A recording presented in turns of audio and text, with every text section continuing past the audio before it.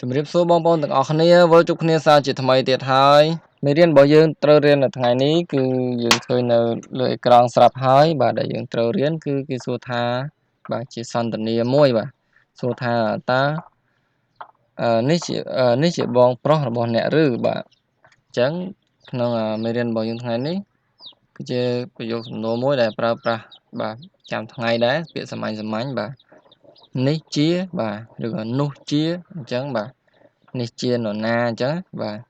អញ្ចឹងយើងនឹងត្រូវរៀននៅវីដេអូរបស់យើងមួយនេះ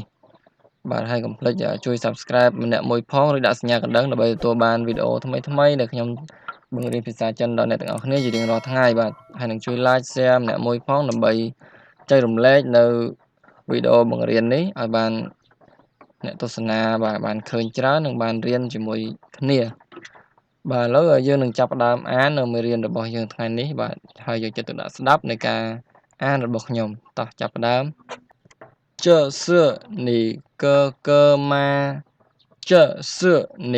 哥哥吗នេះជាបងប្រុសរបស់អ្នកឬបាទ这是你哥哥吗នេះជាបងប្រុសរបស់អ្នកឬបាទ这是បកថានេះជាបាទឬក៏នេះគឺជានេះគឺឬក៏នេះគឺជាឬក៏នេះជាបាទនីកើបាទនីកើមានន័យថាបងប្រុសរបស់អ្នកនេះបកថាអ្នកកើបងប្រុសអញ្ចឹងនីកើមានន័យថាបងប្រុសរបស់អ្នកម៉ាបាទគឺមានន័យថាដែរឬទេក៏ឬទេឬក៏ឬហ្នឹងបាទជាបង្កើតប្រយោគសំណួរគឺដាក់ម៉ាចុងកតុយបាទគឺអ្នករបស់អ្នកឬឃើញអត់ហ្នឹងគឺជាសំណួរអញ្ចឹង这是你哥哥吗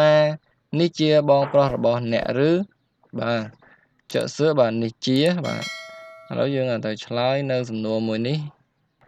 អញ្ចឹងគេឆ្លើយថាមិនមែនទេណាអញ្ចឹងគេថា这不是我哥哥这不是我哥哥នេះមិនមែនជាបងប្រុសរបស់ខ្ញុំទេបាទ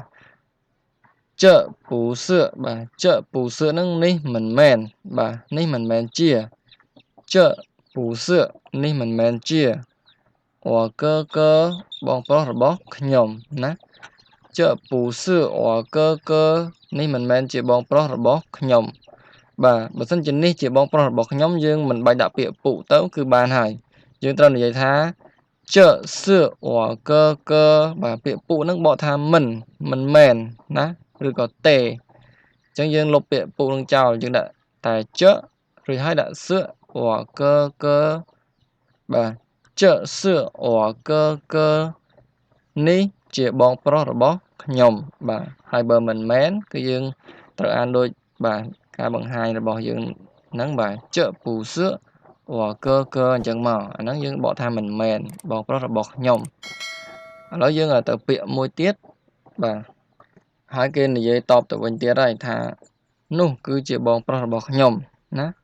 ពាក្យមុនបាញ់មិញនេះគឺសួរថានេះជានេះគឺជាឥឡូវយើងដាក់នោះវិញណានោះគឺគេអានថាណាវិញម្ដងគេលេអានចហើយណា是我哥哥ណា是我哥哥បាទណា是បកថានោះគឺជាមុនហ្នឹងគឺយើងចសឃើញអត់នេះជាឬក៏នេះគឺជាឥឡូវណាសបាទនោះគឺជាវិញម្ដងចមានន័យថានេះបាទណាមានន័យថានោះ我哥哥មានន័យថាបងប្រុសបាទអញ្ចឹងណា是我哥哥នោះគឺជាបងប្រុសរបស់ខ្ញុំបាទគំថាអ្នកទាំងអស់គ្នានឹងស្ដាប់បានយល់ហើយបើស្ដាប់មិនទាន់មិនច្បាស់គឺយើងសារវីដេអូឲ្យបានញឹកញាប់បាទរៀនឲ្យបានយល់ហើយចាំយើងទៅមុខទៀត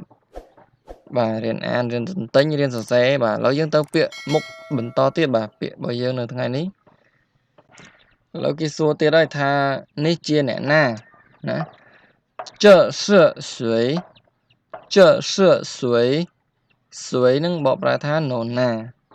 这是បាទនេះជានេះគឺជាហ្នឹងដូចខ្ញុំនិយាយពីដើមអញ្ចឹង这是នេះជា谁នឹងមួយម៉ាត់ហ្នឹងគឺបកថានរណាបាទអ្នកណាក៏បានដែរបាទយើង នរណាអ្នកណាក៏ដូចតែគ្នាទេបាទ这是谁នេះជាអ្នកណានេះជានរណាបាទឥឡូវយើងទៅពាក្យបន្តទៀតបាទពាក្យឆ្លើយនេះវិញម្ដងឆ្លើយថាមិនដឹងវិញម្ដងមិនស្គាល់បាទ我也不认识我也不认识ខ្ញុំក៏មិនស្គាល់ដែរ我也不认识ខ្ញុំក៏មិនស្គាល់ដែរបាទ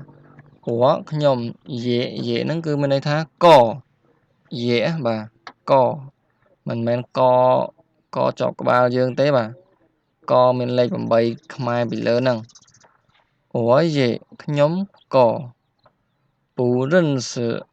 បាទ不认识មិនស្គាល់បាទ不认识បាទ认识បកថាស្គាល់不认识មិនស្គាល់បាទ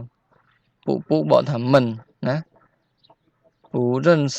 ដោយសារវាពីមុខវាសំឡេងទី4ដូចគ្នាបាទរាល់វីដេអូខ្ញុំបានបញ្ជាក់រហូតដល់សល់ពាក្យពុហ្នឹងអញ្ចឹងពុកាលណាពីមុខវាសំឡេងទី4អញ្ចឹងវាត្រូវអានជាសំឡេងទី2បាទអានជាពូបាទពូរិនសឺមិនស្គាល់បាទអញ្ចឹង我也不认识ខ្ញុំក៏មិនស្គាល់ដែរបាទយើងដាក់ដែរបន្ថែមទៀតមកអត់ខុសទេកុំឲ្យតែថែមទៅប្រែន័យបាទ我也不认识ខ្ញុំក៏មិនស្គាល់ដែរបាទមេរៀនរបស់យើងថ្ងៃនេះខ្ញុំបានអានឲ្យអ្នកទាំងអស់គ្នារួចរាល់បាទពន្យល់ពាក្យសម្រាយមួយហើយ